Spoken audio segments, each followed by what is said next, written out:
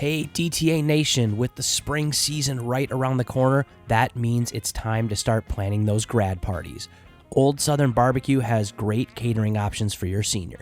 You can go with the barbecue staples like wings, ribs, or barbecue sandwich sliders, but they even have an incredible mac and cheese bar option as well.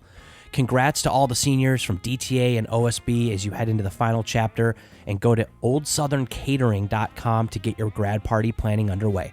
And make sure to tell them that DTA sent you. Are you looking for a dedicated partner for your lacrosse needs? ES Lacrosse has got you covered. If you're brand new to the game, a seasoned vet, or a dedicated lacrosse parent, ES Lacrosse is the go-to partner for Minnesota Lacrosse and DTA Nation. Whether you need new gear, a restringing of your current setup, custom uniforms or apparel for your team, or one of their awesome starter sets for your brand new lacrosse player, the selection, expertise, and service at ES Lacrosse is unmatched. You can visit them in-store at one of their 3 metro locations in Woodbury, Chanhassen, and Vadnais Heights, or visit them online at eslacrosse.com. And welcome to Down the Alley. This is PMAC. And Ted T.S. Spirides. Welcome to Section 8 week final episode of kind of this chapter of episodes, I guess you could call it. As we kind of wrap up the preseason. Yep. It doesn't feel right, doesn't sound right, but spring is here. Yeah, we've alluded to it a little bit in previous episodes, but it does feel weird kind of being at Section 8. It felt like we've just started this project. Thanks to all our listeners for kind of going through this with us and engaging us on social media and texting us and all those things. But one final section to go last week was, sort of the northeast side of the state. Now we're kind of moving to the northwest side of the state. Again, another section that has a lot of growing. Lacrosse is growing a ton in Section 8, just like it is in Section 7. And we're excited to talk to our guests about Section 8. Anything, PMAC, before we get started with the interview? Any hot takes, hot topics that we got to get off our chest here? It is the start of March Madness tonight as of this recording, which is... Well, did you watch? I was watching basketball. Now that you mentioned that, I was watching basketball in the office today. You see that Clemson upset? I saw the upset. I didn't see the game, but I saw that there was that upset. Yeah. The Cowboys of Louisiana. I don't even know what the college is called. It was like McNeese State or something. McNeese, something. I don't know. I can't confirm how it is pronounced, but the Cowboys are in town. Yep. 2 lacrosse topics, quick. How deep we dive into each one, kind of up to you, because I know we want to be quick. PLL news. The Redwoods named their new GM, Spallina. I'm going to call him friend of the program. We haven't had him on, but we've tweeted, coached my sister. There's some Twitter history there. I don't know if you've had a Zoom call with them, but I know Katie has. You know what? Yes, we've had a Zoom call during the recruiting process with them. A best dressed college lacrosse coach up there with maybe Gary Gate, new GM of the Redwoods, and they just named their new head coach Anthony Kelly. I know you texted saying we should get our resumes into Spallina to be deep assistants or run the box or something. That'd be electric. Carry the water bottles. Yeah, whatever it might be. So Redwoods, I don't know. I don't think I have a PLL team. I'm not super loyal to any of them right now. Redwood stock for me is climbing. I'm not buying yet, but it is climbing. Yep. Other topic. Again, I don't know if we should discuss it, if we shouldn't. Discord has been there. PMAC. Before we go there, another PLL news. I just saw that the quarterfinals of the playoffs is going to be at TCO Stadium. They announced. I didn't even see that. August 23rd, I believe. Oh, they finally pick a decent weekend to come to Minnesota. That's fantastic. I haven't even seen that, and good weekend choice. Yeah. Um, yeah, I that's feel like cool. they're going to get good they'll get good participate or ticket sales participation on that weekend. Most of the club stuff is over, YLM is over. August is sort of the quote unquote, what do we call it, the off month of lacrosse, or where Yep. you try to not maybe do a bunch of games and tournaments and all that kind of thing. Um so that, yeah, and it will be the playoffs. It'll be like the first round. Like, the intensity will go up a little bit. Yeah. I think it's going to be a great atmosphere. I've never been to PLL or MLL. Whenever it's been here, I've never gone. I've never been able to, or never really had an interest. This year, I feel like maybe that's changing a little bit now. Like playoffs, it's a good weekend. Um, I will try to go to that. yeah, I will. Charles, Chuck will be in town for that, assuming they'll be in the playoffs. yeah, So I will. yeah, Yeah, I will try to make that yeah. this year. In past years, it has been not possible with the weekends they've chosen. Maybe we'll get like VIP, passes, locker room passes or something. They should. They should. If they're going to give it to anybody, they should give it to us. But back to the Dis Discord. Yeah, yeah, Discord chatter numbers up, down, yeah, youth numbers up, down, 9, 10 teams up, down, city by city. Again, I don't even know if I have a point. yeah, I don't know. There's been some texting between you and me kind of on this in general. yeah. I don't, again, I don't know if I have a point. There's been chatter amongst numbers, I would say. Yeah, it does feel like, again, a lot of rumors, but it does feel like numbers are maybe quote unquote down. I feel like we kind of say that every year. This year feels worse to me, like programs that normally have really good numbers maybe don't. And this is all alleged. All alleged, again, it could be the rumor mill, just trying to get us to say something on the podcast or whatever. But um I feel bad. I do get a vibe sometimes that lacrosse, I don't want to say it's dying, but it's definitely slowed down in growth. And if it's maybe declining a little bit from that kind of that initial boom. Um, so I think we all just have to keep doing our thing as far as, trying to provide good experiences at the youth level, at the high school level, at the club level. If kids play and they have fun playing and they feel like they get better, they'll want to keep playing, or they'll tell a friend. Like, I guess I've kind of subscribed to that mentality. You can't really worry about the other stuff. Um, but it does seem like everybody has the answer on why lacrosse numbers are what they are, and they're just the most outlandish takes sometimes. So the takes are all over the board. Yeah. Um, and I can only talk about the community and the programs that I'm involved in. Yep. And and again, I don't know why they might be up or down in a certain area or a certain city, but in the programs I'm a part of, they're trending in the right direction. Yep. Are they all-time highs? Probably not. But they're off of the post-COVID low. We're coming back. We're snapping back. We're going in the right direction. And I don't even know why. If that's a positive, I would say that's a positive. I don't know why. Um, that might be happening in the programs I'm involved in versus maybe even some neighborhoods, neighboring communities that might seem similar if not the same, aren't. So it's interesting. Yeah, it is. And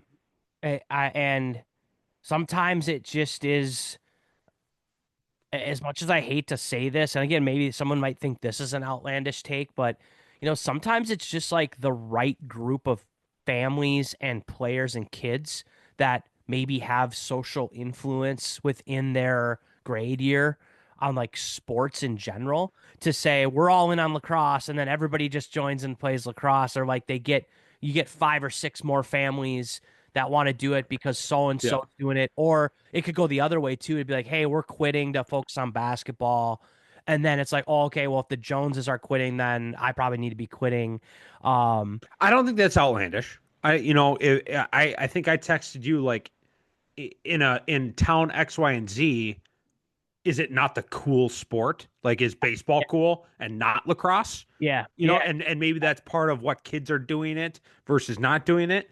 I I don't think that's an outlandish take yeah. by any means. It's like it sounds stupid to say it, like, oh, why, like if one dad and mom decide and kid decide they're not going to play lacrosse, that's going to like have a domino effect. But I think that is a real thing within social circles, within athletic circles, of, there always is someone who maybe has the influence, um in the neighborhood or whatever. So it's weird, but probably a discussion in a podcast in and of itself. I think it uh, could be. yeah.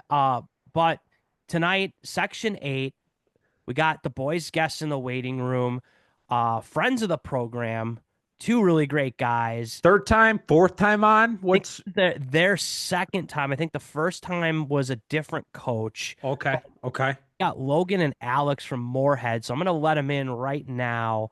But no better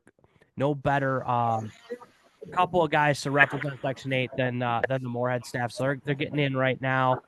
All right. Welcoming the Moorhead staff, coaches Logan and Alex to Down the Alley to talk Section 8 lacrosse. Um, Gentlemen, what's going on this time of year for you guys? The Spuds gearing up for the season here. Yeah, getting rolling here. We're happy that in this neck of the woods, especially when there's no snow on the ground to start, and the lack of indoor facilities is fantastic. That means we can actually get outside when the season starts versus starting in a gym or wherever else. But I mean, just kind of tying up the loose ends and making sure we're ready for some success to start right away. Before we, look forward to, the 2025 season, would like to kind of look back, recent history of Section 8.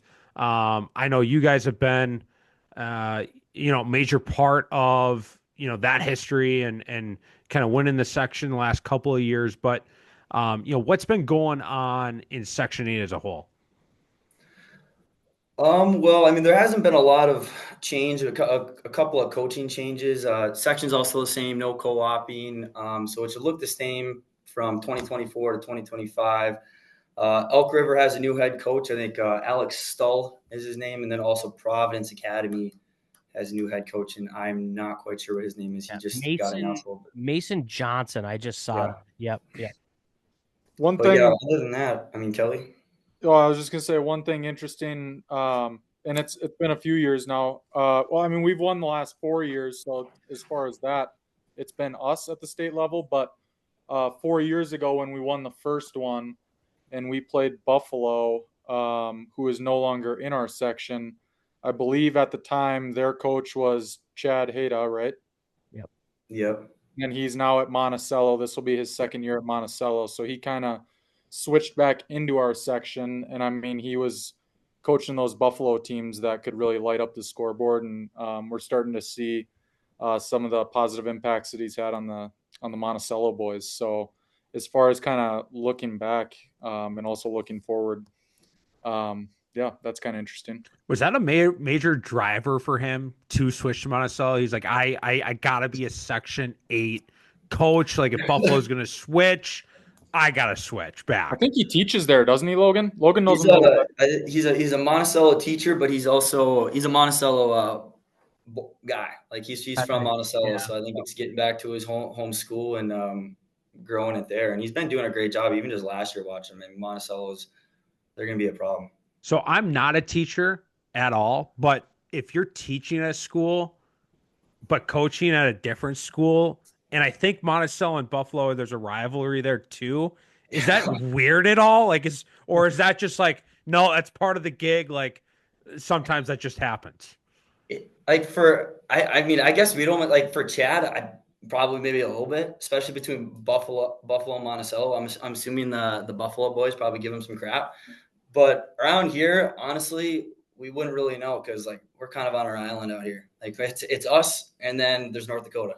So I mean, you're either coaching at Moorhead or you're coaching in North Dakota. So I did the whole work in Fargo coaching Moorhead thing, and it was kind of tough. Honestly, the toughest thing is just getting out of work. Yeah, and maybe for like lacrosse, it's not that big of a deal, but you're like the head football coach at the neighboring town. Like that might be a tough look on Fridays, you know? And everyone knows who you are. Same thing Yeah. probably with hockey coach. Yeah. Like football, hockey, you know, something like that. PMAC, I know that we've had some sections that we've kind of given maybe a nickname to, like the section of whatever. Oh yeah, we've done that. I think section 8, just looking at this, is the section of the mascots. We got the Spuds, obviously. We got the Storm and Sabers, which is a great name. We got the Monticello Magic, the St. Cloud Crush. This isn't just Tigers, Bears, Eagles, and Lakers, right? These are unique mascots. So section 8, the section of the mascots. I like, and logos too. There's some good logos in this section. Yep.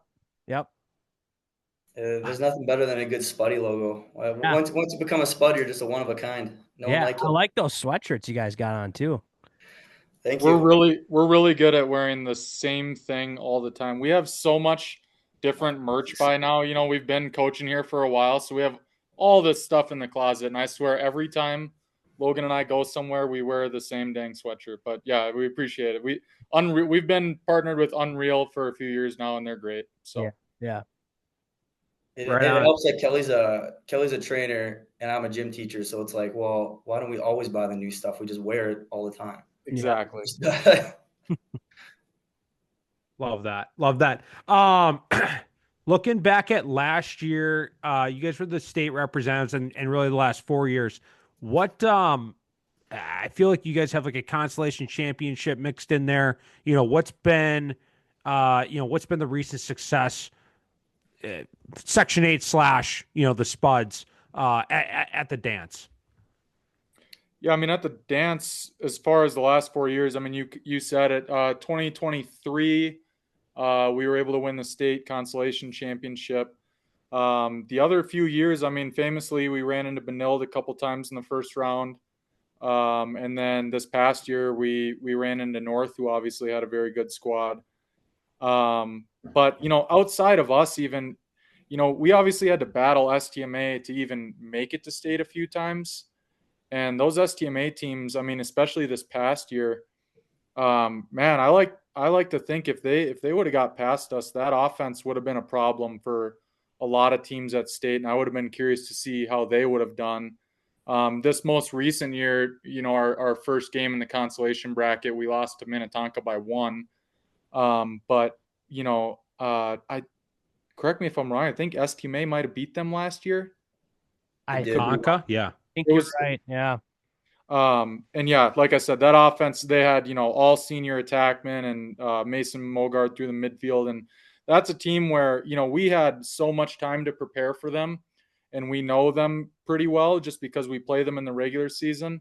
But if you catch an offense like that on like 1 day's notice in the state tournament, they could have caused some problems as well. So yes, we've had a little bit of success ourselves, but I do believe that them and possibly some others in the past years also could have had success if they made it out. So STMA is one of those teams, like they're just far enough away where we don't really run into them.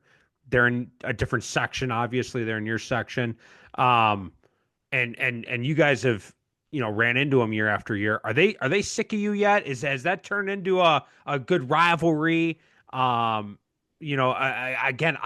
is one of those teams I haven't been around them at all. I'd definitely say the rivalry is I mean, we've gone through them our first year we went to state, it was in the semis, and then every other year it's been the section championship. It's been us and them. So, I mean, it's definitely a rivalry. I mean, we circle that one on the calendar every single regular season and the same thing in the off season. I mean, It is nice if you can get the 1 seed to make it to the section championship and have whoever it may be. This has been STMA, have them come up to Moorhead and have us home field advantage. Is definitely nice. Yeah. And it's not only a lacrosse thing, but for example, we ran into a boys soccer coach from STMA when we were down there for the hockey state tournament, and he was like, kind of darn you guys in us, and they've had a couple battles, it sounds like, in soccer, and then basketball, they played each other for the section championship this year. I think hockey, I'm sure a few times they've ran into each other in the sections, so it's definitely a rivalry kind of just overall as well as in lacrosse. Is that like the furthest in distance rivalry, like close rivalry in the state? Like, that's what, a 2-hour drive at least? Yeah, like 2.5 hours. It's got to be. Yeah. I mean, yeah, for sure. All right. Looking ahead to 2025, if you guys have been listening, I know you guys do, kind of going team by team, by last year's ranking, looking ahead to, the 2025 season, the number 1 seed, you guys will know more than me. So I'll just kick it over to you guys. The Spuds of Moorhead, represented the section, as you said, the last 4 years. And what do the Spuds look like going into 2025? So going into this year, so from last year to this year, we lost our number 1 goal scorer in program history and the number 1 assist leader in program history. So that's definitely going to be a void to fill, but there is a lot of young sophomores and hopefully freshmen coming up that are willing to take that. We've got sophomore attackman. We took he was a freshman last year, but a sophomore attackman this year that took a huge leap last year, played awesome, like well beyond his years. We've got a senior midfielder who's rearing to go, but we did lose 2 other starting midfielders. But we still got some young guys coming up. We got LSM coming back, Carson Kuntz, in my opinion, could be an all-state LSM. I mean, the kid is an absolute animal, and he's been like that for the past 3 years. This will be his 3rd year. And then, our D is relatively intact. Our offense this year is where we're going to have to see some changes or some differences because we, like I said, we lost our goal scorers, our number 1 goal scorer, our number 1 assist guy. So we have guys rearing to step up. It's just going to be who's going to do it. And, like we all have that. Senior face-off man this year. We should be good to go with that. He made huge improvements last year. And then we've got a junior goalie who's another hockey kid, crazy athletic, high IQ, and he's gonna be ready to go as well this year. So I think this just gonna be finding that offensive piece. And I mean, just like a fun fact, like our JV team, what was the exact stat? It was like 115 to. Yeah, we told it the last time we were on the podcast. Our JV team was incredible last year. And it was a lot of those sophomores. They didn't lose a game, and I mean they outscored their opponent. It was something like 140 to 15 or something. I mean, they smoked everybody they played, and they just didn't really get a chance to log a bunch of varsity minutes because of the other guys that we had. Yeah. So we're super confident in those younger guys coming up. It's just going to be interesting to see exactly who. Like, I couldn't tell you who's going to lead the team in goals.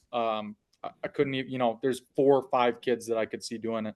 So it'll just be interesting to see how that plays out.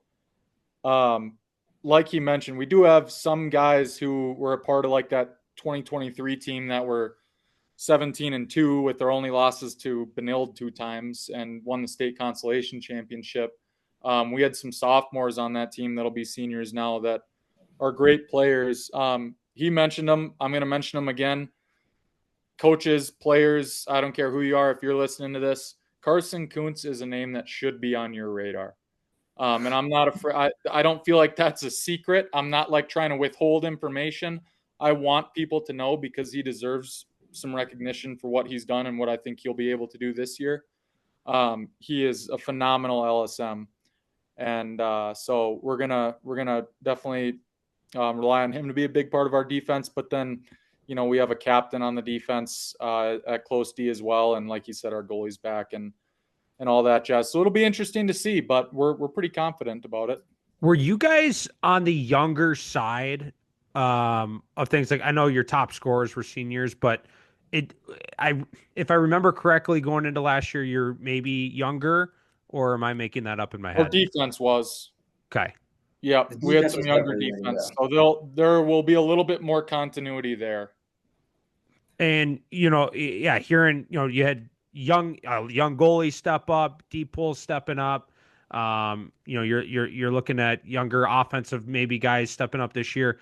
What does Moorhead do at the youth level? Obviously, you guys sounds like you guys are killing at the JV level. What are you guys doing to year after year? This isn't a 1 year Moorhead was good. Like this is continued success now. How is that happening in Moorhead? I think it's getting a lot of athletes, like multi-sport athletes, to come play for us, whether they're a football kid or a hockey kid or basketball kid or whatever. A lot of multi-sport athletes.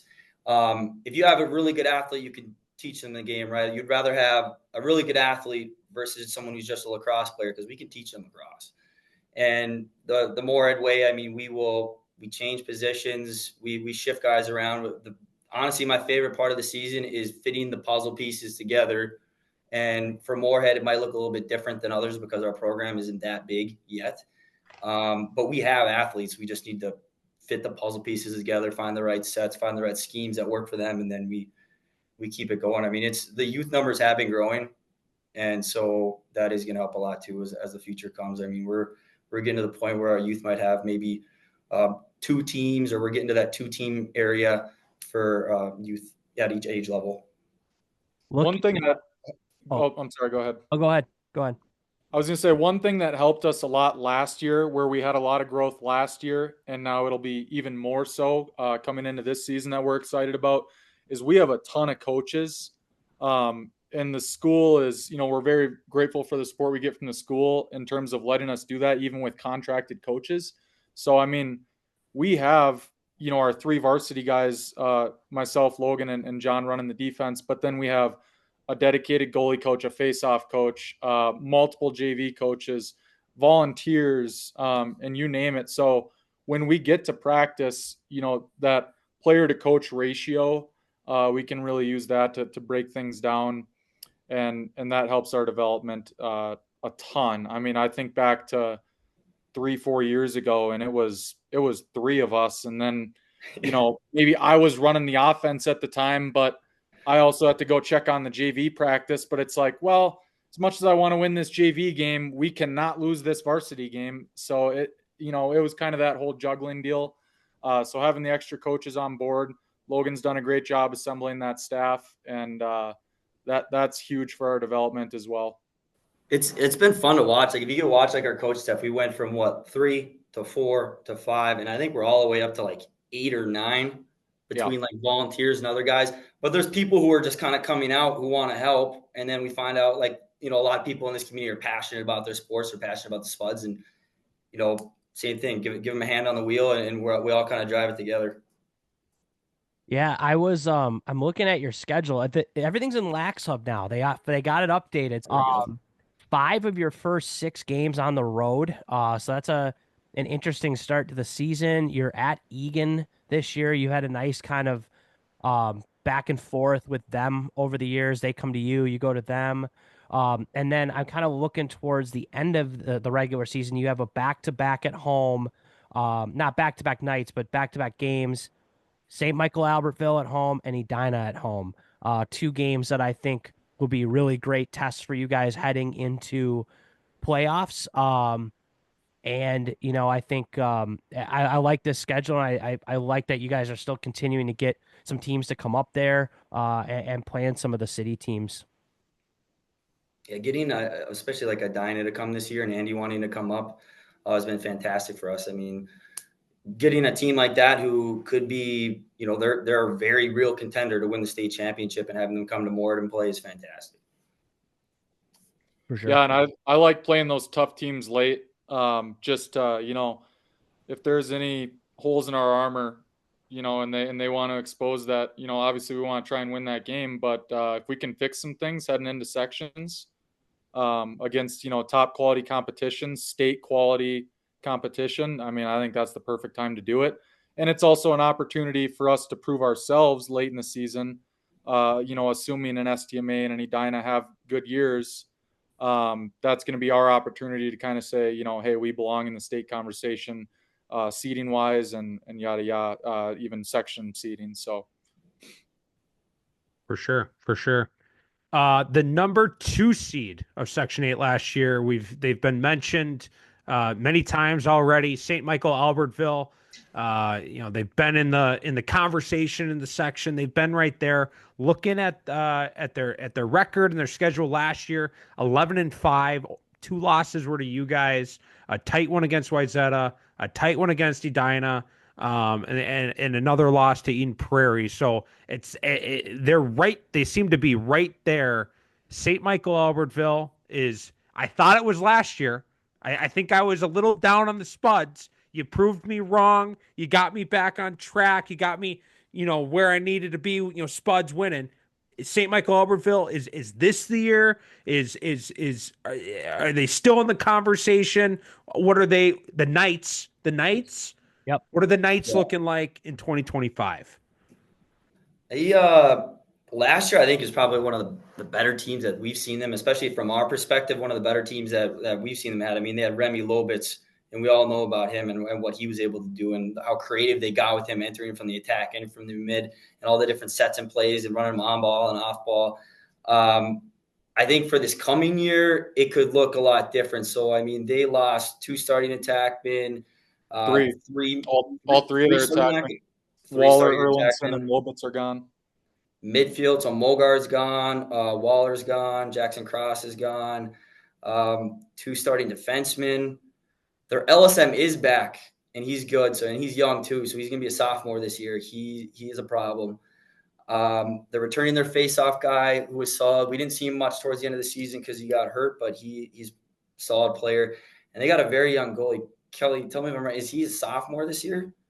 I think I think he will be a sophomore now, but he's been playing since his 8th grade year. So yeah. He's battle tested. I mean, he's been in, the last 2 years section championship overtime games against us. And he's a great player who's only going to continue to get better. So they do have some pulls. They did lose 2 starting pulls, but they have some pulls on the back end who have been with the varsity team for a couple years and have mixed in here and there, whether guys were tired or they had injuries or backup LSM, things like that. So their back end should be, there's some continuity there. And then while they did lose a lot of their scoring, I know they have some kids that can score the ball coming up. I believe Jonathan Landon, I don't know what he goes by. He started to really heat up last year. I believe he's going to be a junior this year. I would fully expect him to step into kind of that Remy role for him or for them as far as kind of their go-to guy when they need a goal. And then, I remember back to we ran into them at a U14 tournament in would have been 2021. So some of those kids are starting to get to varsity age now, and they were unbelievable. I mean, that was the one team that beat us in that tournament, and those kids wouldn't be graduated yet. So they're going to start filling in, and they'll be STMA again. They're kind of like us where they're going to have some new goal scorers, but they're always well coached and come to compete. So, yeah, Steve's going to figure it out. Steve's smart. He's going to figure that team out. He's very, especially offensively minded. He's very, very smart with that offense. He's going to figure out a way to get some goals. He's going to be creative about it. Yeah, last year, like PMAC kind of mentioned, I guess maybe I didn't even realize they had a really good year last year. And like all their losses were to like top 10 teams. They lost to you guys twice. They beat Tonka early. That was one of the best clips of the season. They beat a blue blood. Yeah. Lose a lot of points, but if you got a 60% plus faceoff guy coming back, you got a goalie who has 2 years of varsity experience and is only a sophomore at this point. Those are key positions. I mean, yeah, it might not look the same. It might not be the 19-18, outbursts where you have, Remy scoring 10 goals a game. But it does look like, they have some key pieces coming back. Yeah, I mean, we all know if you have a good faceoff guy, a good goalie, And honestly, in this case, the LSM as well too. You're going to compete for the section. Yeah. Onto the 3 seed, the Magic of Monticello. Like mentioned earlier, staff is in their second, third season now.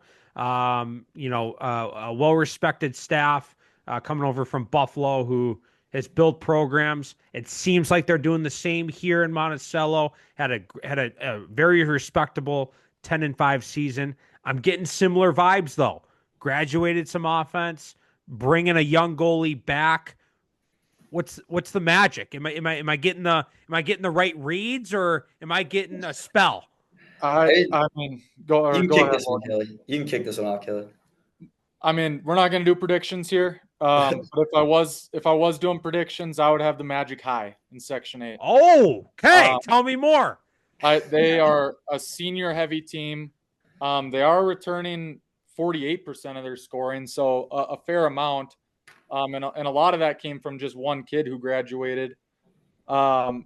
Like you said, they're well coached. It is Chad's, I believe, second year at the program. So kind of that 2-year bump of getting your systems in. And I mean, I remember watching some of those Buffalo teams that, like we just talked about, that could light up the scoreboard that he was coaching. I remember watching, we didn't even have to play them. And I was like watching film on them just to see how are these guys scoring like 20 goals a game? You know, what are they attacking on the field that's allowing that to happen? So, you know, he knows what he's doing, and they have a ton of seniors. Their face-off guy is an absolute stud. He might be one of the best face-off guys in the state this year. I'm quiet 79.4% last year. Yeah, and I think he can play too. I mean, I think he can move with the ball. 30 points. Yeah, he had 30 points. He's good. Yeah, so I'm high on the Magic. I got to be careful. I can't fanboy too much because they might be a rival of ours now, but they're going to have a good squad. Yeah, this Garrett Bauer, who you're talking about, almost 79% face-off, 31 points, 182 ground balls. As a sophomore? A sophomore. Yeah. You see, I've seen some film, but I guess that's kind of hard to maybe tell. Is he just a machine? Like, is he just a athlete? He's a big body, good at GBs. He's like your classic football wrestling type guy who's going to clear you out and get the GB, and good luck getting it. Yeah, some of the film I saw wasn't great, so it kind of got that vibe, but yeah, it's another player that maybe doesn't get a lot of attention, just being a little bit out of the metro, but hopefully he gets the attention he deserves. Yeah, star player. Speaking of out of the metro, a little fun fact I kind of learned about Monticello last year. I didn't realize that they consider themselves like North. Like they're like, you know, they're one of these, like, we are the North. We don't like these city schools, you know, kind of have some of that to them. I love the energy. But they're not as north as Moorhead or Duluth. I was gonna say when you're Moorhead, we were like, we had to still drive 3 hours directly towards the cities to get to. I don't know about that. Yeah, but, I could see that. I don't know if I buy it because, like, if you have people that live in your city and work in downtown Minneapolis or St. Paul, you're not in the North Country. You're an outer. But they are a little bit out there. I mean, it is. It's a good 45-minute drive from the heart. I do work with someone from Monticello. Yeah. Yeah. So I don't know. They're on the other. I wouldn't want to drive to Monticello every day, but we kind of meet in the middle. Yeah, that might have to be a social media poll. Is Monticello a metro team, or are they an out of metro team? Number 4, the Storm and Sabres. Sartell Sauk Rapids. I don't know if they're the North. I don't know if they're the West. I don't know. That we can pull that too. But they do have one of the coolest names, Storm and Sabres. The 4th seed. What do we have on them? I mean, so they did lose a little bit, but they are returning their top attackman. They're returning, I think, their top midfielder. And their second midfielder. So they only graduated one of their top 3 midfielders. Defense, same thing. They only graduated one defender, and one of them was very young too. So they're going to have a guy, I think he might've been an 8th grader last year. You're for thinking the of fresh, St. Cloud. huh? Oh, am I looking? You're No, I'm thinking looking of at St. Star Cloud. Television. You're wrong. No, you got it all right. But St. Cloud has a poll that was an 8th grader. I think Okay, okay. that's But yeah, I mean they're bringing back a lot of points, and they're bringing back very good goaltender as well. I can see them taking a step forward from where they were ranked last year. Tronson has been doing a good job with them as well too. I mean, and they've been another program that's been growing, not only in numbers but just in their game. I mean, and the athletes that they're getting, they've been growing a lot. They've been every year we play them, they're just getting more and more competitive. It's been awesome to see.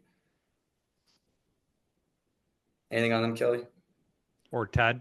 No, I think as far as looking at what's scoring that. And by the way, I heard is it Briann from Hastings, when you guys had him on a couple months ago, he was kind of saying, well, the lack sub watchers looking at stats, looking at that. Sometimes that's all you can tell. Sometimes we have to rely on lack sub. So if you're a coach out there and you're not getting your lack sub stuff in, please do it. It's only doing your players a disservice if you're not uploading their info. But sometimes we have to rely on that outside of, obviously we do see them multiple times a year at times. But just kind of, going off the lack sub scoring, they're returning a higher percentage of their scoring than any other team in the section. So they got some guys that'll be able to play some offense for sure. I am looking at their schedule. They kick off the year at Andover, who, as the episode will be out by the time this one comes out, but it comes out tomorrow. Andover got a lot of praise for what they have coming back in Section 7, so I think that will be a really interesting game to kick off the season for them. And then does it look like they play everybody twice, or maybe a couple teams they play twice? But nonetheless, they do get STMA at the end of the year as well, and you guys too. So, yeah, they'll have a couple good tests, all throughout the year. But I'm interested to see what happens in that Andover game at the beginning of the season. Moving on to the 5th seed, Ted, I feel like you've said this before. I think this would be a great team, in retirement to coach. Once you move up north, you move into that cabin. Brainerd, another team we've never played, at least I've never played or been around. So I don't really know what the vibe, what their team is. But hey, they were the 5th seed last year. Have you guys ran into this team? What's going on in Brainerd? I want to build this team up in my head because I want to end my career in Brainerd. they're a team that's been growing a lot, especially in numbers. They have more numbers than us. So they've been growing in numbers. A lot of it's just been getting more of the coaching staff in, getting more like player buying, athletes from the school buying into what they're doing. So they've been growing a little bit every single year. A few of their athletes in the past have worked with our club up here in Moorhead, and I mean they've got some good athletes. Especially last year, they had a really good midfielder, Andrew Garding, and then this year who will be returning, a lefty attackman. Who's a big body who will bully you down low. They've been growing in numbers. I only see it going up for them. As long, it's like those little things. Figuring out like the youth program. I don't know how much they got going for a youth program now too. So I think they got a lot of their guys who start a little bit later than typically would in these other areas. But I mean, they're growing fast. I've heard, again, allegedly, rumor mill, that they have a pretty decent or really good 2026 group. So current juniors. I don't know if maybe those are some of the guys that through club. But last year they had a really big turnaround from 2023. I think they were like 1-12 or something in 2023. And last year they had a solid season, and it looks like a pretty decent game against you guys too. So I'm buying stock in Brainerd Lacrosse right now. And I agree, it'd be a fun team to coach in the later coaching years.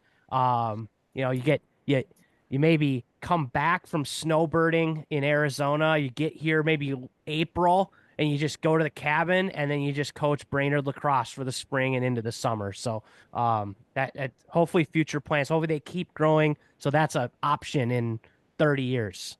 You need to get over there. You can jumpstart the youth program. That's what you're in right there. It's a good idea. Ted, I don't right out think those. Oh, go ahead. I was gonna say I don't think I could do it. I think I would let the boys down because I'd be playing too much golf. Oh, golf all day, no film, and roll into practice. Yeah. Yep. Yeah. We'd have the most fun team though. We would be having a good time. We'd be having a good time. Believe it or not, that's a fairly close game for us. Like that's one of like the ones where like, oh, we can get there in under 3 hours and then get back home. That's Oh no, you got to overnight it in Gull. You know, That's shoot, gotta stay at Grandview Lodge. Get a quick 9 in the morning before we get on the bus. You know, you gotta milk that with your boosters. That's true. That's true. We'll put that up the flagpole. See how it goes. Yeah, Ted, you work on our retirement plans. Yeah, you guys get an overnight there. Yeah, and you guys play them on May 20th, so you might even get an 18 in depending on how early you get up. True. Moving on, number 6, St. Cloud, one of the coolest logos in the state. An improved season, if I remember correctly. You know, they finished the year over 500. St. Cloud, is this another team in the rise?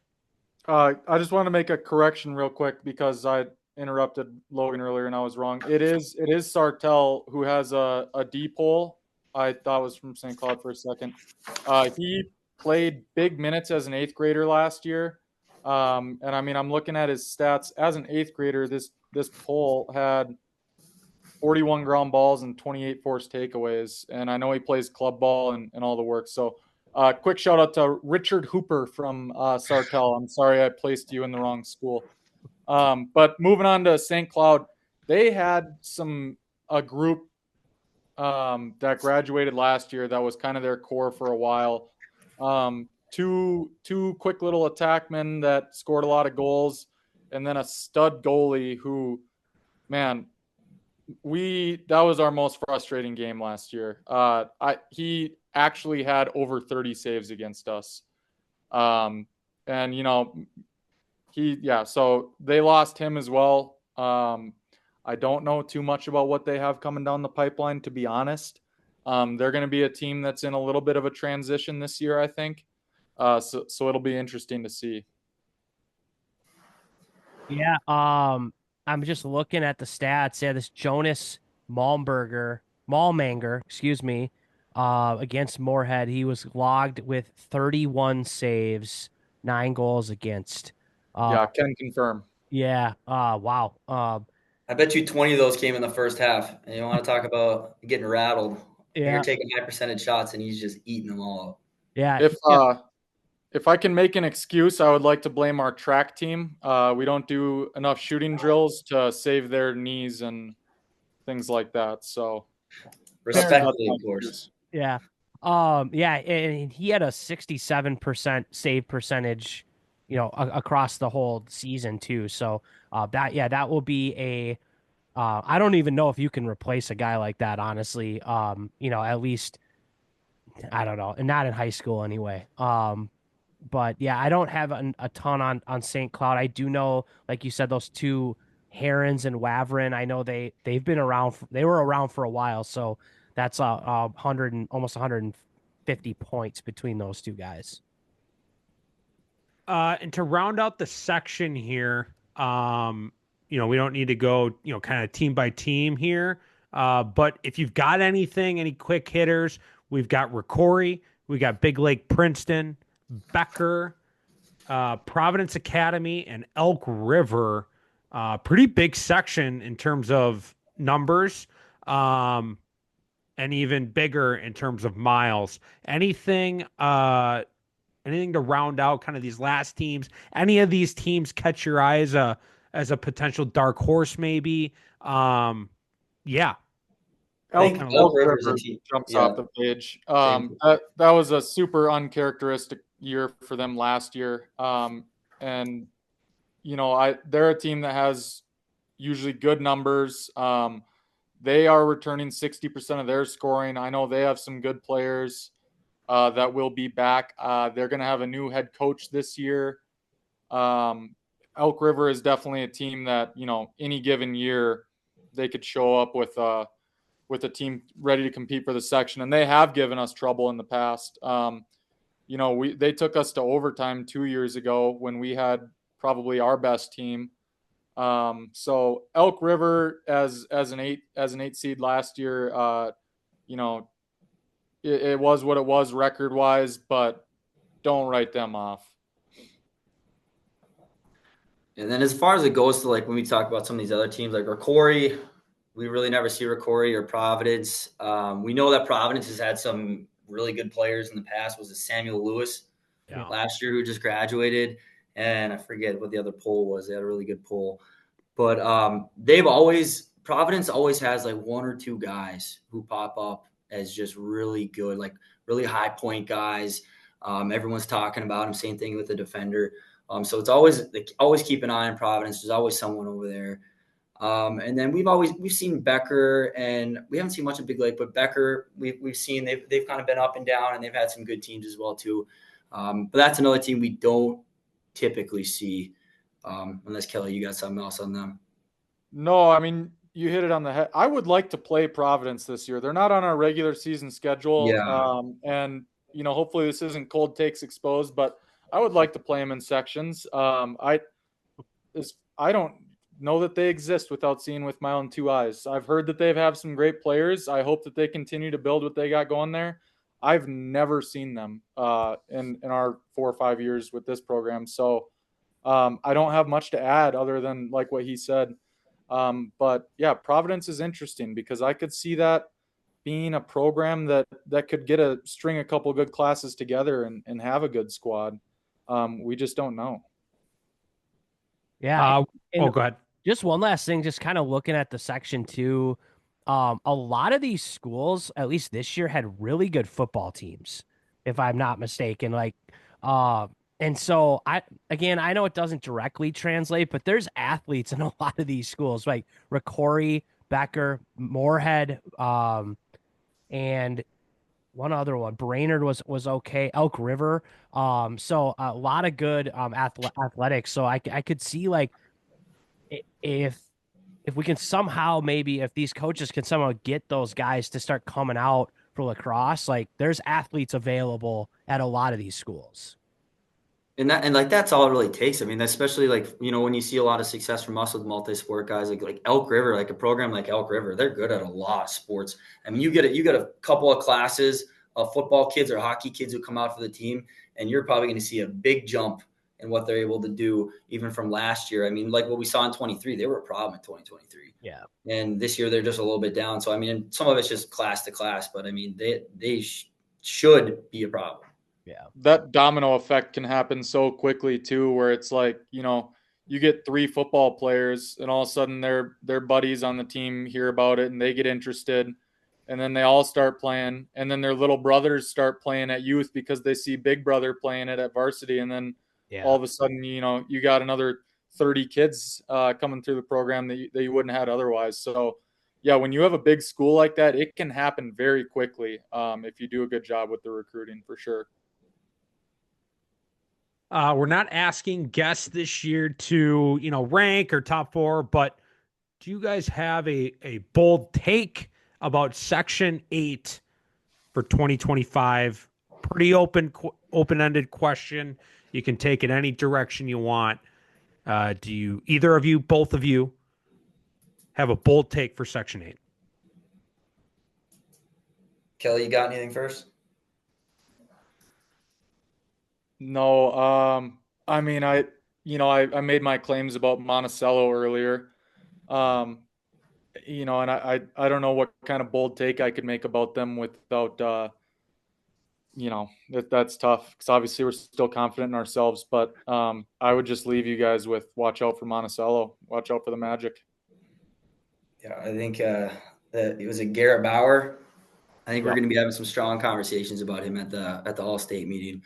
And hopefully some similar conversations about Carson Kuntz from Moorhead as well, too. I think we might be having some good debates and more to come as in the future as we produce more of these athletes. And I hopefully like this year we're going to be making a lot more noise at the state tournament and rumbling things up a little bit. Love it. Love it. Alex, Logan, thanks for coming down the alley with us to talk Section 8 and be the official sources of Section 8 this year. Good luck to you guys and the Spuds in 2025, and we hope to run into you guys at some point this season. Yeah, thanks, guys. We appreciate you having us on. Have a good one. Thanks, guys. See ya. Yep. And thank you to Logan and Alex, coaches of the Moorhead Spuds, for coming down the alley with us to talk Section 8 boys lacrosse. They do a very good job. They've been great guests every time they've come on. This could be like kind of a fun section to watch. I think so too. I think it sounds like there's, at least on the boys' side, 3-4 teams that could probably legitimately win this section. And I agree, like looking at some of the other sections this year, I don't know, depending on who comes out and how they look and how the season goes, I don't know if Section 8 I don't know if they're doing random draws anymore. Nope. They got rid of that. I don't know if Section 8 is a bottom 3 seed, though. I think they could be, again, a lot of factors go into it, and it depends how their season goes and who makes it out. I could see them being a middle of the kind of in that mid-range seed.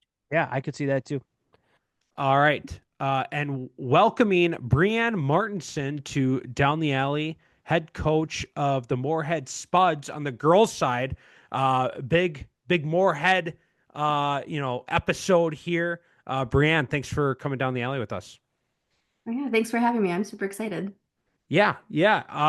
Jumping right into it. Excited to talk, about the upcoming season and what the section's looking like, but would love to look kind of backwards before we look forwards. What has been, kind of the recent history of the section, what's been going on, who are the teams, what's been the history of the section?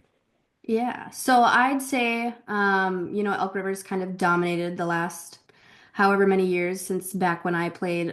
When the team started in 2019, they were always the team to fear. Like we knew that we couldn't get past them, especially when we first started. STMA has definitely stepped it up since then. Going from playing against them to now coaching against them, I can see where the talent has grown tremendously. But I'd say the biggest one that I've noticed is Buffalo. I feel like last year I knew they were good because I knew they were going to be good because Krista Crandall took over the team and she just kind of, I don't know what she does, but they just are a different breed at this point than what we were used to. So that's probably my biggest thing is Buffalo. Yeah. Like you said, Krista, she came on. Did she take over the program last year? Was that her first year? It might have been 2 years ago now that I think about it, but it's new. It's very new. Yeah. She I came think it on. was 2 years ago because the Minnetonka coaches have been there for 2 Yep. years. So that makes sense. Okay. Krista kind of joining Section 8 with Buffalo. Any other kind of new coaches or newer coaches, in this section on any of the teams? Yeah, Sydney is running the STMA team. She's younger. I'd like to think that her and I are a little bit more competitive just because we are around the same age a little bit more, but she also does a phenomenal job of running her team. And I like watching her when we play her on the sidelines and like how she interacts with the girls and how she coaches them and just kind of how she demands like excellence. And like it's really fun to watch all of these other coaches when we do play these teams. But Sydney does stand out for sure. Cool.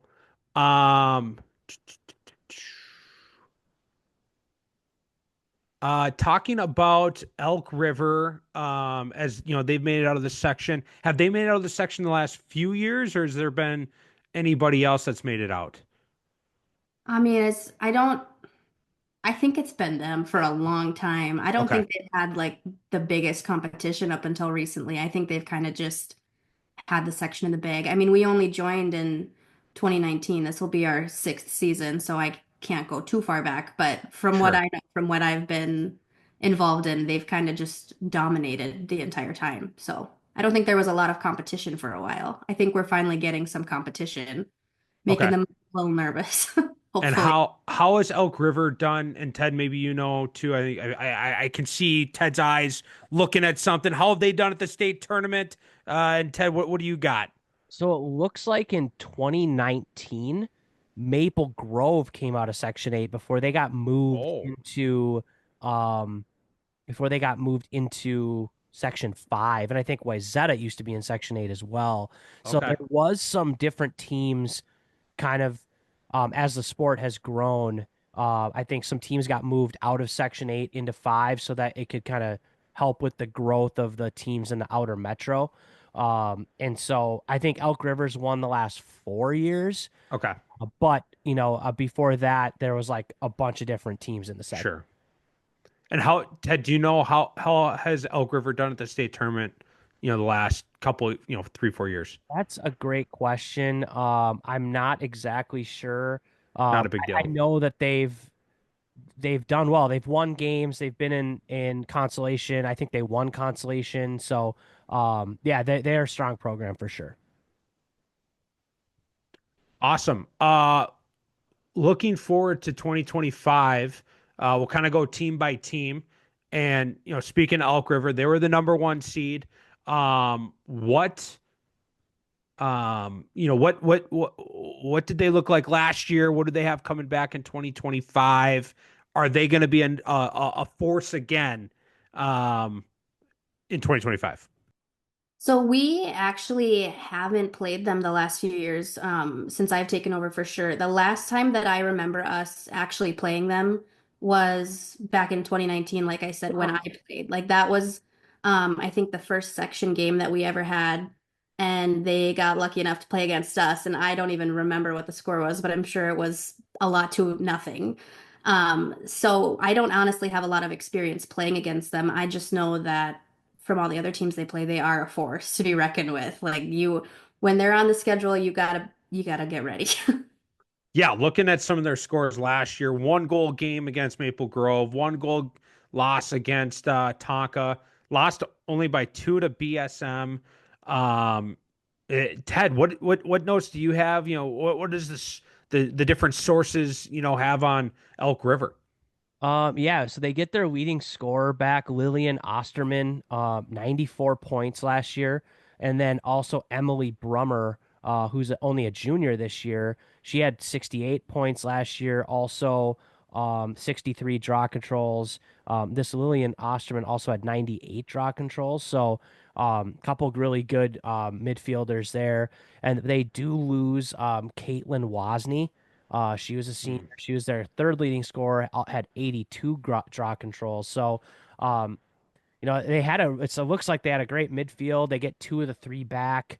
They did lose a goalie who was a senior that looks like played most of the minutes, but they have a senior this year. So that did play, had 6 games under her belt or had like 200 minutes of time. So, someone that they got some time to behind a senior to like kind of be ready for this year.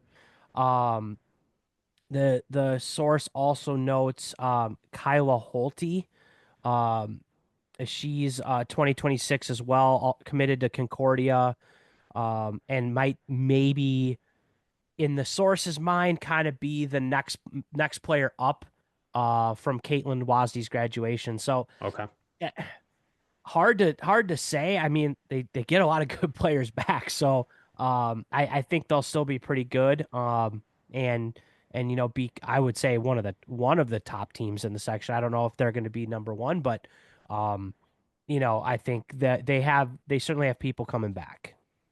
Something I think that's just, and like coach, like you mentioned, like I think they've been the section winner since 2021. That it's like there's clearly something like a plug and chug at this point, and they're reloading in the spaces that they need to. So I think it would be not smart of anyone to kind of think like, oh, they graduated people, to kind of count them out, thinking they've graduated a lot without thinking that they've got a lot up to bring up in it for sure. It's all the kids they get from Zimmerman, though. Yeah. They got so mad at us one time. Rip JP. They loved JP when he was that, but they got really mad when we would refuse when we just said Elk River instead of Elk River Zimmerman. So shout out to Zimmerman. Are they the Elks? Yep. So you're not Zimmerman. Zimmerman's along for the ride. Yeah, Is the whole high school co-opt I don't know. I don't or know. just their lacrosse program? That's what I want. Does Zimmerman have their I own high I school? feel like we've had an email from them every year we've done this because we've asked that question. You're right. And I don't even remember the answer, to be honest with you. Moving on, the number 2 team, or number 2 seed of last year's section tournament, already mentioned Buffalo, a team on the rise. Uh, Coach Crandall in her second, third year now, starting to really establish, what the future is of Buffalo girls lacrosse. Coming off a 500 season, but you look at their losses, big time programs, a really competitive schedule that it looks like she's trying to, put together here. Buffalo, what's going on here on Bison Boulevard? Great stadium, by the way. I don't know if you've played there or not. We have, yeah. We actually go there this year. They came to us last year and we get to go see them this year. For the regular season at least. But I'd say I would give majority of that credit to Krista. I mean, before she came around, I don't think we had played them, and if we had, it wasn't really a game that we were like, I mean, we were worried about it like every other game, but it wasn't like a, oh my gosh, we're playing Elk River kind of type of thing. It was okay, like we're playing Buffalo, like we can do this. And now it's like, okay, we have to play Buffalo. Like we need to get ready, we need to lock in, we need to figure out what our game plan is. She's definitely, I don't know what she did. I don't know how she did that in 2 years because every person that steps on that field is a force to be reckoned with. Like she's got something secret in her practice plan or something that I don't know about, but I would love to go watch and take some notes because it's insane how fast they're coming up. Yeah, we got senior Hattie Toussaint, committed Division One commit, led the team in points, so she's coming back. And Bailey Mishke, another senior coming back as well, is kind of the next player right behind her in points. And then they have another D3 commit, Rory Meyer. The notes here, it's our goalie, had a very solid all-state game performance, was a 53% save percentage last year. So always nice to get the goalie back. And you got a couple top scorers back. I feel like this team, again, kind of like Elk River, like they get some of their superstars back. So I don't see them slowing down necessarily, um, but yeah, I agree with you. I think that when Krista took over, they definitely it switched pretty quickly. The number 3 team last year, our very own Moorhead Spuds, a program sounds like it hasn't been around very long. Going to their 6th season ish, over 500. You'll know better than me, so I'm not going to say much else here. What's going on in Moorhead? How long have you been coaching there? And what's going on? It's a sports town right now. I feel like winning state tournaments. Hockey, East Grand Forks winning hockey. Hockey town probably is it going to become a lacrosse town too? That's our hope. Like I said with Logan last weekend, I helped out just a little chunk of his youth camp that he threw, and we were kind of thinking that that was probably the biggest youth camp that our area has ever seen. I could not tell you how many kids we had. I know it was primarily for boys, and then girls just started signing up. So it was kind of like a, hey, Briann, can you come help? Like these girls are signing up. And I was like, of course, let's do it. Like let's grow the game. And I know that there have been more signing up for this coming weekends and next weekends. So we're definitely trying to make it a lacrosse town. I know the biggest thing for us is the youth program. We're trying to grow the youth program. So Logan and I are both on the board for that and trying to help give little mementos and trying to make like a little path from high school to youth. And I know that last year, I'd say the biggest struggle was 14U girls. I think they only had about a handful because a lot of them were actually coming to play high school. So Hmm. we can take those eighth graders in and they struggle between, are they going to choose youth or are they going to choose high school? And we're not at the point yet in our school where we can cut lacrosse girls. So I can't, if they sign up, they get to play. So I can't say, no, you need to take another year and play youth. So that has been a struggle, but it's been nice to see. I think they have 14 girls signed up for U14, which is probably the most we've ever had. So definitely a growing town for lacrosse, and that's the goal, and grow the sport. Everybody loves the game. I'm seeing a lot of hockey girls start to trickle over a little bit. It's in the off season for them, so that works. I'd say the biggest thing with that is volleyball, though. We struggle with that because the youth team has all of their stuff going on. But yeah, this will be my third year as the head coach, and I actually was an assistant coach for 2 years. So, and then I played on the first team and then COVID. So I've been around kind of the whole time that we've been going on, I'd say. Coaching wise, we've got Allie Baines. She's a phenomenal goalie coach. Cameron Hammis actually came to us from Lakeville South. So she's my defensive coordinator. And then we just got to add on Tom Alderson as well. So he'll be my varsity assistant. And I've been kind of teasing him that he's my coach. Like he's here to teach me to coach. I just need like a mentor. I feel like I'm young enough to learn new things and I'm young enough to grow. And I'd appreciate some help with that kind of stuff. So he knows the game. He knows probably quite a few of the girls because he's been in Moorhead his whole life too. And I'm excited to have him added on as well. I just think the four of us, we each kind of have our specialty, and I think it's going to be a good season. I'm really excited about the coaching staff, actually. Yeah, and correct me if I'm wrong, Tom, he had sons go through the program, the Moorhead program, right? I've actually met him. His son came to North Central when I was there coaching. I think PMAC was with me, and they visited with his oldest son for a recruiting trip. So I've met him once. I don't know if he remembers, but I remember the name because when he saw Moorhead Lacrosse, I was like, "Oh, you guys are brand new," and all this stuff. Because that was, I think, 2019 when that happened. Um, you guys get Sydney now. Sydney Martinson, is that your sister? She is my sister. Yeah. Okay, so you get to coach your sister. I'm interested to hear your thoughts on how that relationship is. But nonetheless, committed Division I to Niagara, had 60 points last year, 128 draw controls, not a big deal. Um, Unbelievable stats across the boards. She's a senior this year.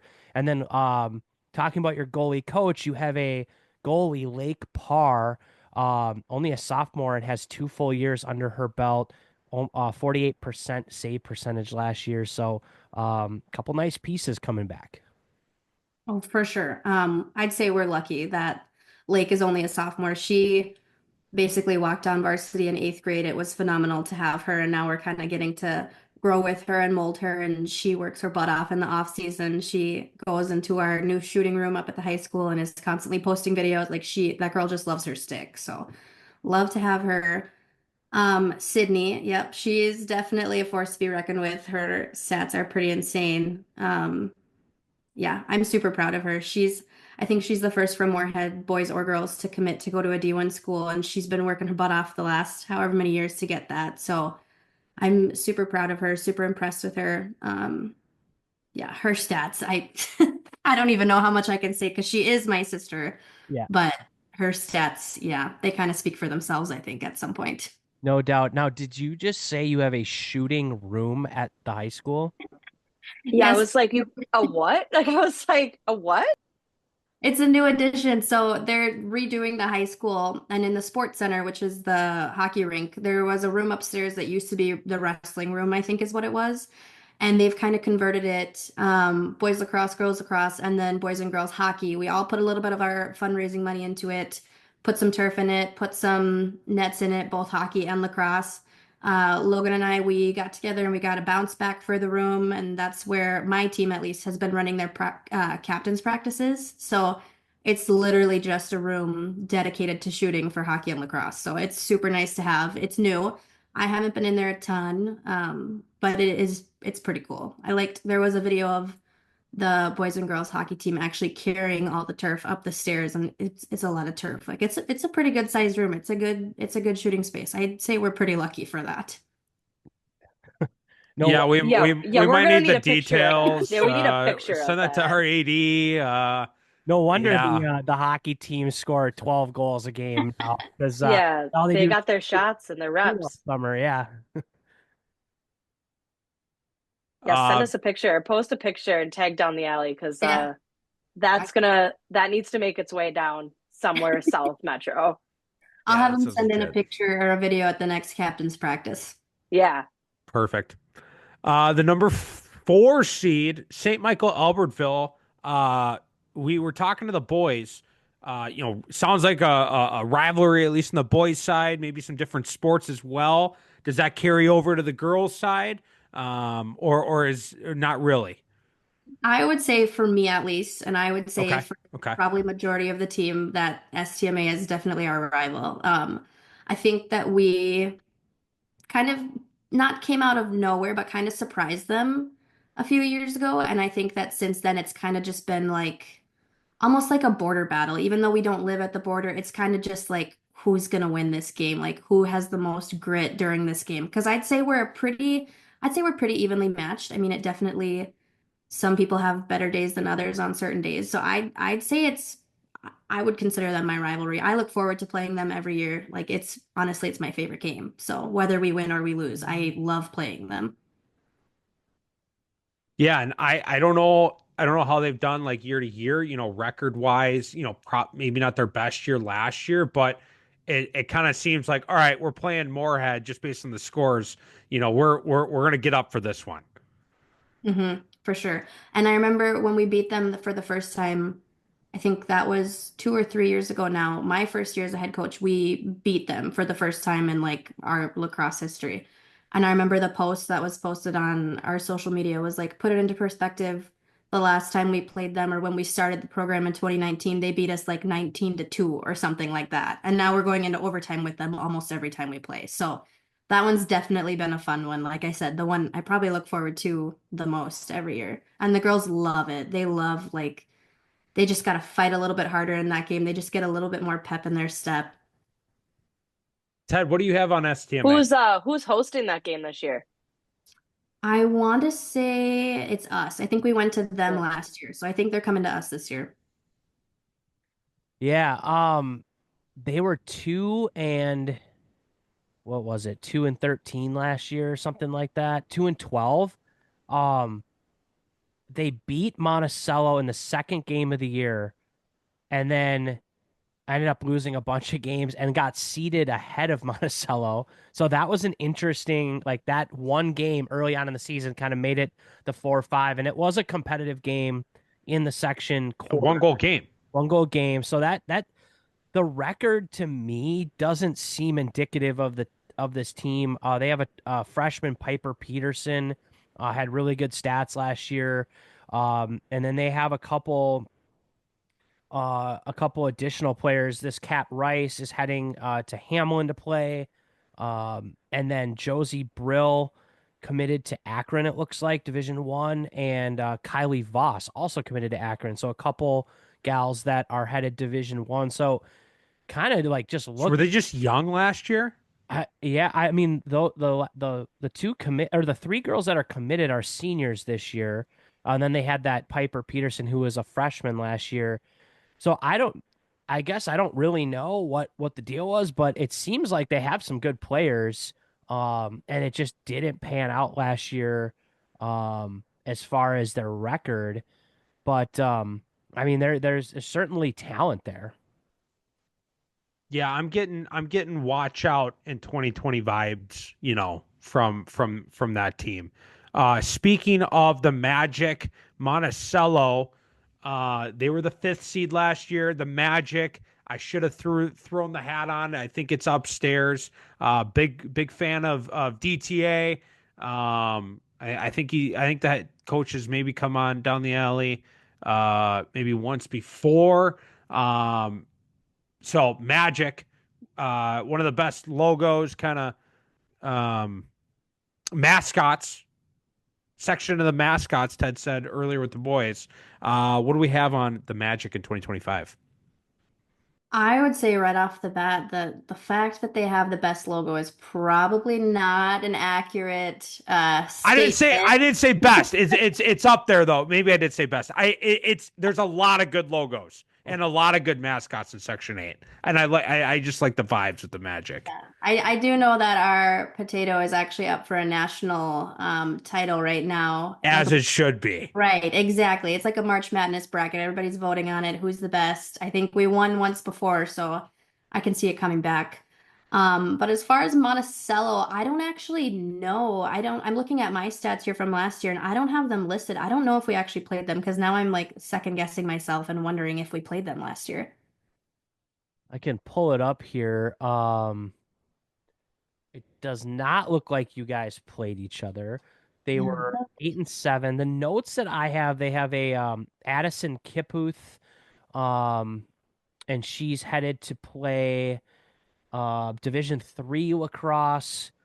And she was their leading scorer with 42 points.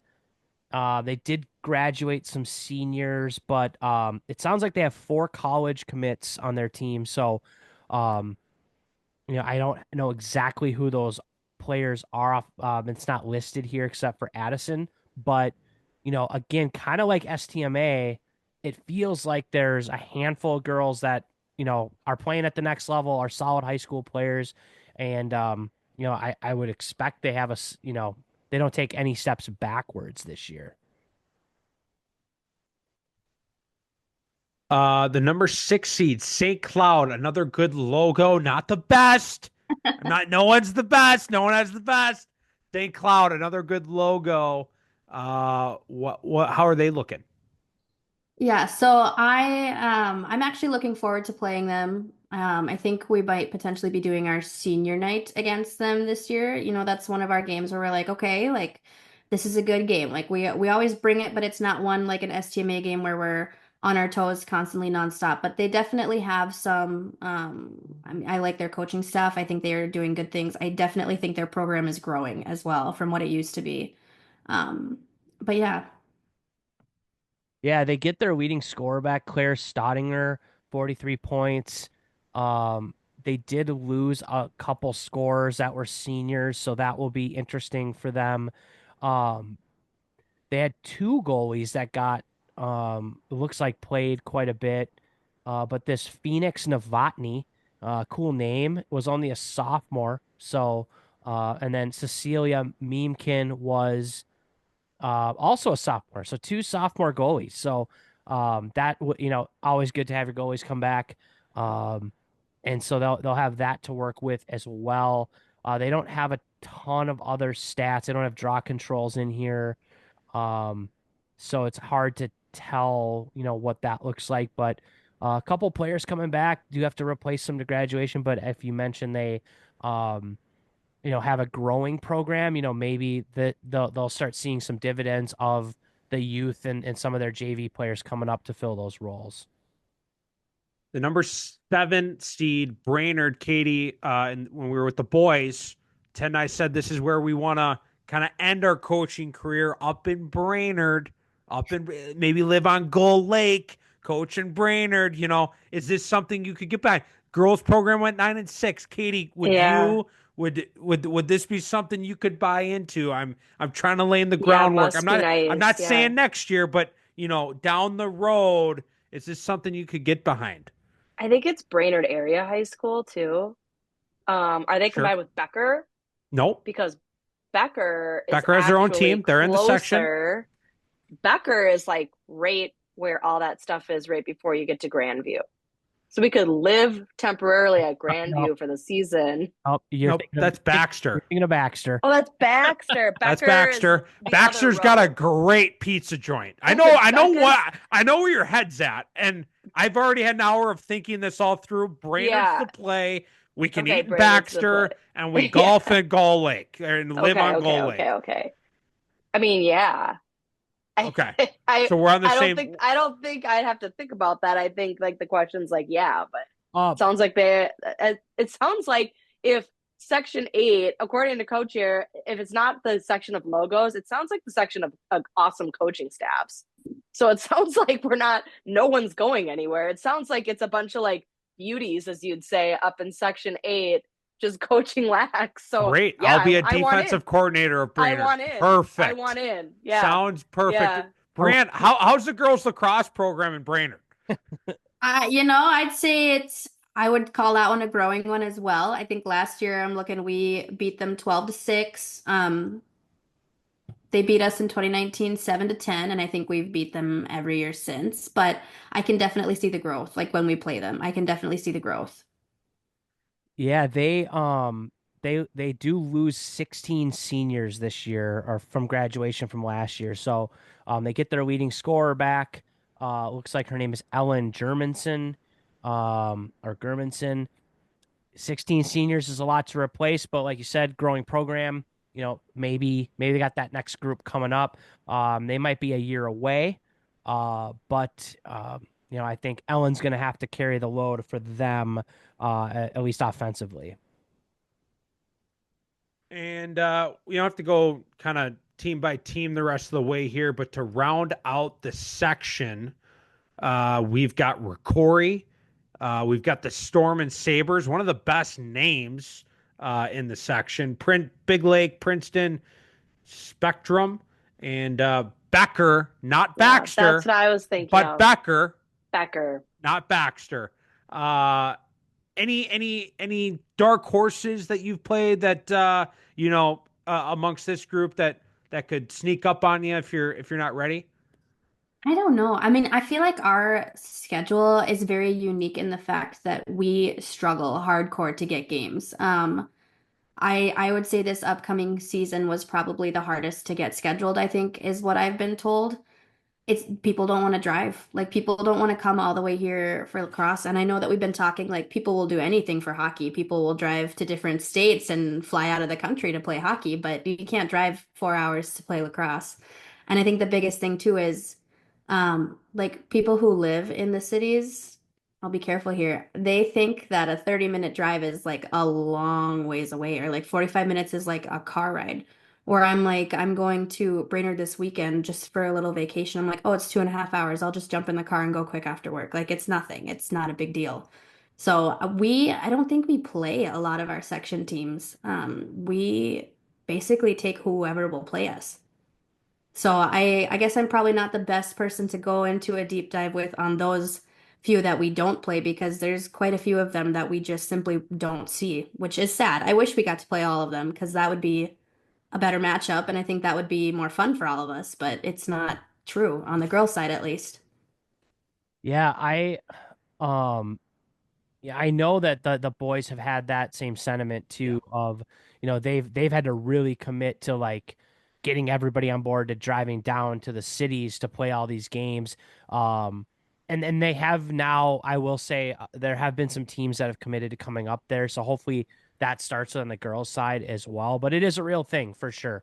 And yeah, 45-minute drives are long drives for us, so um but I will say I have a note here on Big Lake. So they graduated 7 seniors last year, 2024s. They only have 1 senior this year, 2025, 2025. They have 15 2027s. So So watch out. 15 sophomores. So maybe that's a buy low opportunity for Big Lake girls lacrosse, or maybe just a hot tip for Moorhead lacrosse because you're on here. Maybe that's one to be like, all right, I got to make sure we watch to see what's going to happen because they're going to have those girls now as a group for a couple years. But Big Lake has, it seems like a nice core of girls coming up in that 2027 class. Yeah, I would want to play Big Lake. I'm kind of intrigued by that 2027 class. Hey, to plug, the girls side now that the girls listeners are kind of listening. We haven't done it with Moorhead yet. I'd like to, but we went up to Duluth. We did an overnight. Great team bonding opportunity, great coaching bonding opportunity. I'm sure the parents had a great time that came along. You get a game. You could probably schedule a back to back, play probably 2 games if you do it strategically. But you could make it a fun trip for the team too. Doing it with Moorhead, doing it with another team up north, or if you're a northern team coming south, whatever it might be. So I would plug that for sure. Yeah. Yeah, no doubt. Besides your St. Michael Albertville game that you guys get excited about, what's another game maybe you have circled? I personally I'm looking forward to the Buffalo game. I think that'll be a good little rematch from that section game. Yeah. I know the score doesn't reflect it, but in that fourth quarter, I'd like to tell the girls after that game, like we dominated that fourth quarter. I think the fourth quarter was only like 3-2 or something like that. But like I told them, like we held them, like we definitely have the competition. I think we just struggled to not show up right away at the beginning of the game.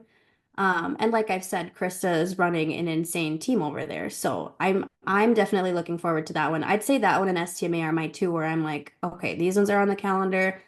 Everybody in the family, whether you're watching on Spuds TV or you're traveling, you're watching these games. Like those are the two biggest ones for me, I would say, personally. You just brought up a fantastic point as well. Spuds TV.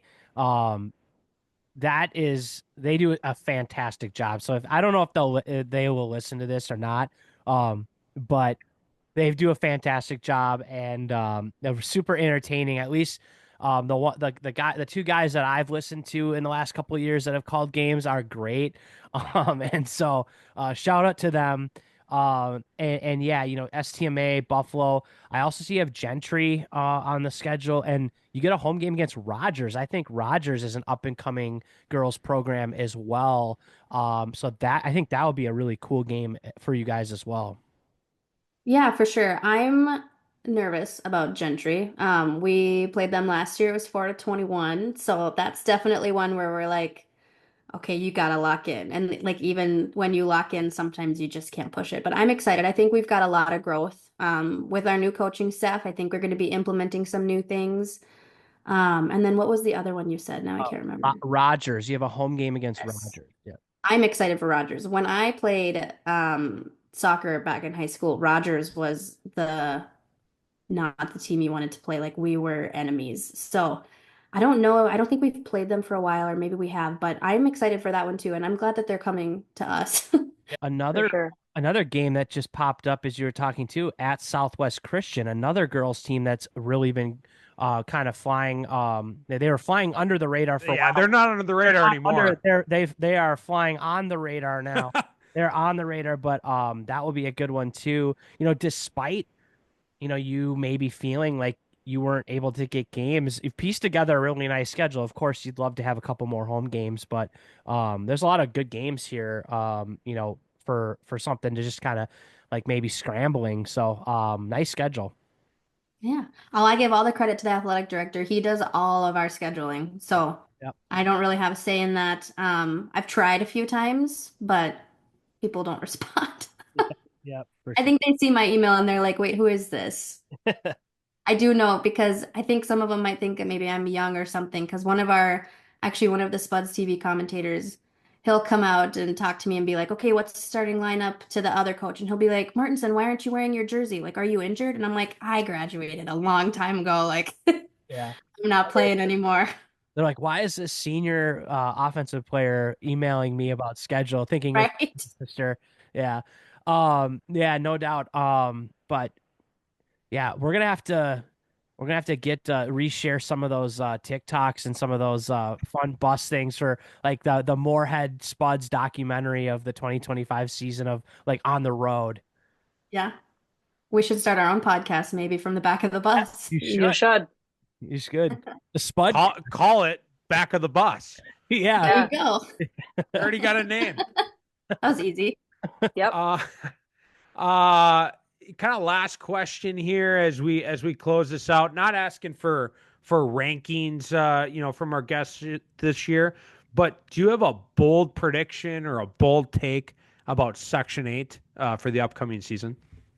Bold from my end, and it might be biased since it's my team, but my goal, and I think it's possible, I think that we are going to outrank STMA again, being the third seed. I would take that again, or the second, but I think we're going to play Buffalo again to get to that section championship, and I think we can win it. I really do.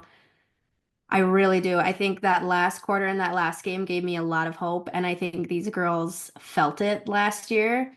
And I know my five seniors that I have this year, I know that it's their goal to go to state, and I'm like, we got to get to the section championship first. We got to beat Buffalo.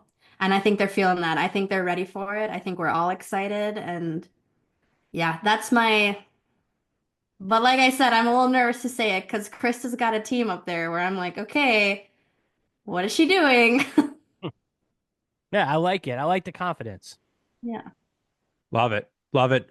Briann, thanks for coming down the alley, talking Section 8 girls lacrosse and being our official source going into the season.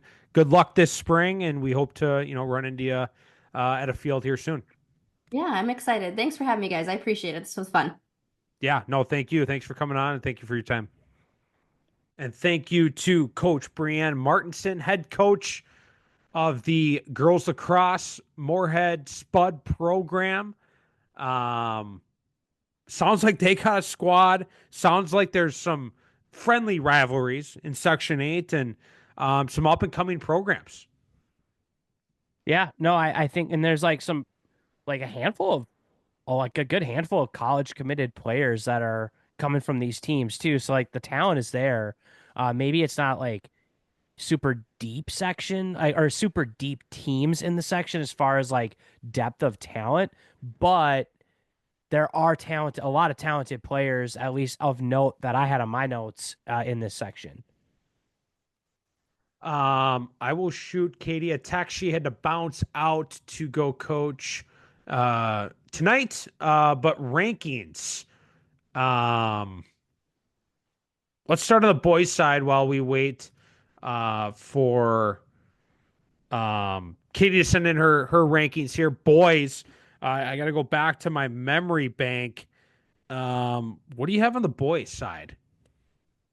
So I'm going with my 4 is going to be sort of maybe my bold or my dark horse team. I'm going with the Brainerd Warriors.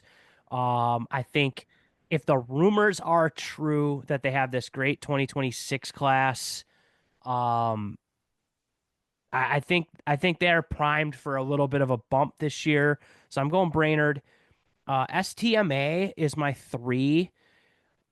I think, Coach Logan, Coach Alex, they sold me enough on them despite losing most of their scoring that they have a handful of good defenders and a goalie coming back and a faceoff guy. So I could see them maybe looking a little bit different, but still being a tough team. So they're my 3. My 2 is another team that they sold me big time on, the Monty Magic. They got this face-off guy. I'm having flashbacks to that Chisago Lakes team from 2021 where they had the Superman Fogo guy. I think his name was Carson Erickson. And he was kind of he just was an Iron Man. He just did it all, and the whole team rallied around it. I think Monty has a lot of pieces. They're in year 2 with that old Buffalo staff. They're my 2. Moorhead's my number 1. We've bet against them before at, maybe it was you last year, me 2 years ago. Can't do it again. It's just at this point, I don't see a team that stand out far and away looking like it's a better year for them than Moorhead just reloading. So I'm going to go Moorhead at 1 again this year. Who was your 4? Brainerd. You had Brainerd at 4. Interesting. My 4, a team that made me not look dumb last year, but I was riding high. They actually made me look really smart early when they beat Minnetonka. But graduation, losing to Moorhead late. STMA, they're going to be my 4.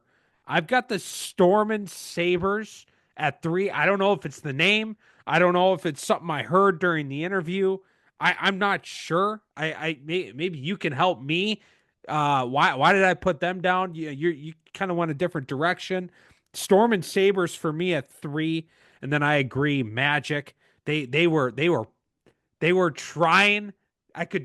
They were trying to hold back, but the Magic sound like they've got a team this year, and I agree with you. Moorhead is my number 1 until someone takes them off. Yeah.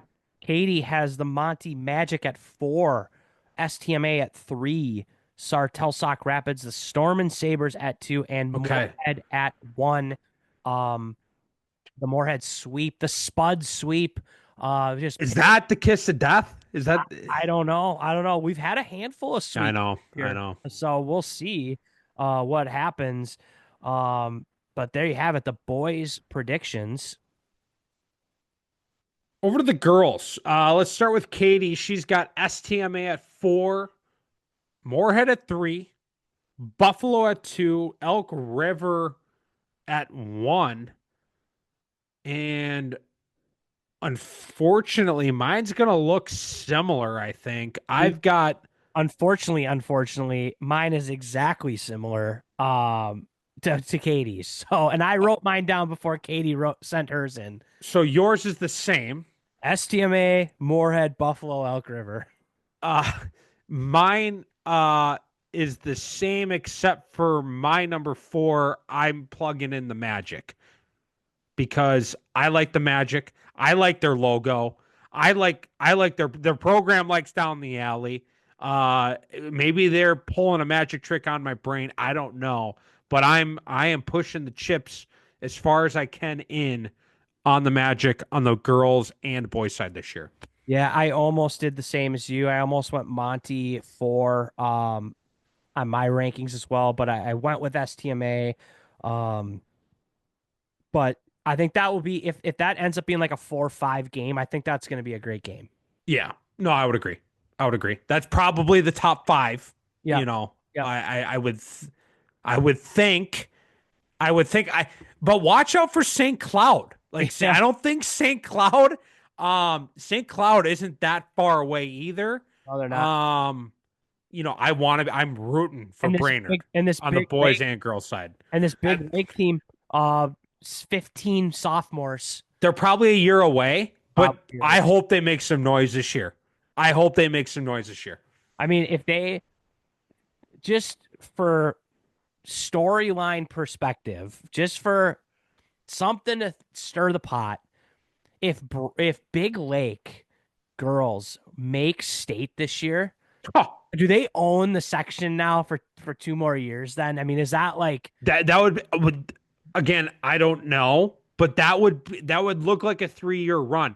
But you've got I think this seems like a section that's building, right? You got Big Lake having a young class. You've got Buffalo with a newer staff that is trying to build. Elk River, more established within the section, but a building, program overall. What do you got? I'm saying, we also had the Elk River Zimmerman sweep on the girls' side for number 1s as well. Yeah, hard to bet against them, just like the Moorhead boys.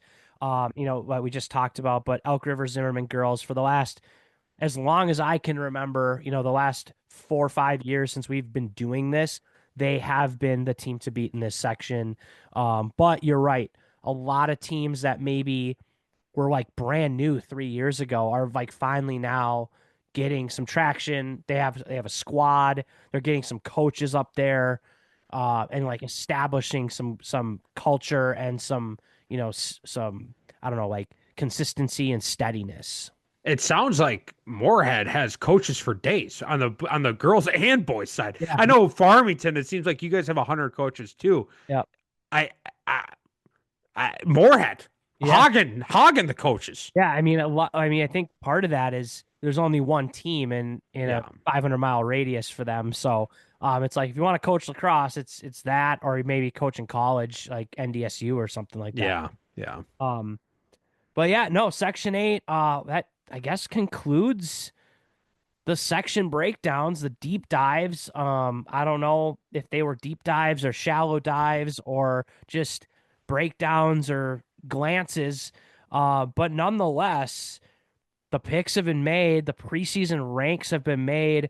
You can throw them all out the window at this point. Everybody's 0-0.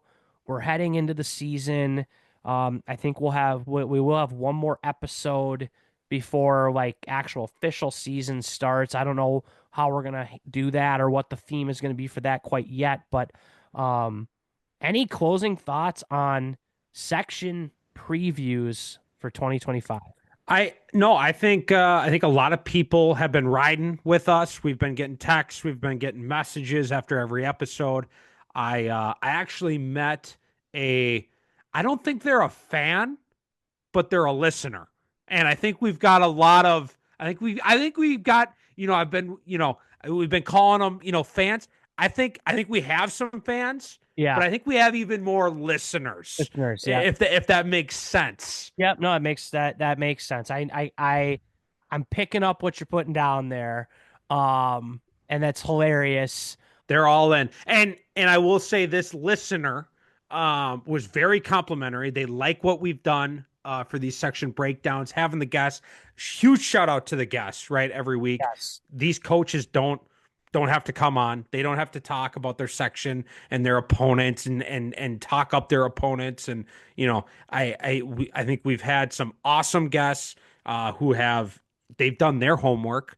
Yeah. They clearly put in time, not just within the 30 to 60 minutes we've had them on. Yeah. They came in prepared, and they didn't need to do that. So shout out to all the coaches that came on and gave down the alley their time. Outside of that, any closing thoughts for the episode? Anything you're thinking about, reading, heard? No. Make sure to, check another kind of shout out. Thanks to our sponsors. Yep. Old Southern Barbecue, ES Lacrosse. Without them, I don't think we can do as much as we do with this podcast. So, really appreciate their support. In the case of Old Southern Barbecue, if you're find their location in whatever section you're going to be a part of, they have them all over. And they're opening new ones, and there's a new one opening in Excelsior pretty soon here. So go check out one of those locations. And then, as you've heard, they are kind of gearing up for grad parties. Yeah. And or maybe even team dinners coming up. Team dinners would be if you showed up with the spread of Old Southern Barbecue to a team dinner. Yeah, the players are going to be pumped. The coaches are going to be pumped too. I can guarantee you that. And then ES Lacrosse, they're the go-to spot for at this point. If you haven't gotten what you need for the lacrosse season, this is an SOS. Like, get there now. Get your stuff, get your cleats, try your cleats on. If you haven't been doing captains, and you haven't put your cleats on, make sure they fit. Make sure they're not all crusty and old. If you're getting new ones, maybe this weekend, or now, to break them in a little bit. Yeah, go to a field. Check the sticks. Might want to have 2 sticks that are strung the same. Definitely. For the season. Mouth guards, tapes. What else? Hey, a true story, not making this up. Coworker of mine, kid's quitting baseball. Kid is quitting baseball, joining lacrosse. Dad's asking me about gear. Dad's asking me about helmets. What can he wear his baseball cleats? No, you can't wear the baseball cleats. You need the football type lacrosse cleats. ES Lacrosse, though, for new players, they've got these starter packs. Yep. Where you can get all the gear. It's a combo, STX protective equipment. You can throw a helmet in there too. So if you're a new player, even, they're going over there, they're getting sized up, and they're just getting a whole player kind of starter pack of gear. And he was asking about all this stuff. I'm like, well, go to ES. I went to eslacrosse.com, checking stuff out, and I just clicked on. I'm like, dude, just go do this. Just go do this. And so they're going this weekend, and they're going to get all dialed in. ES Lacrosse.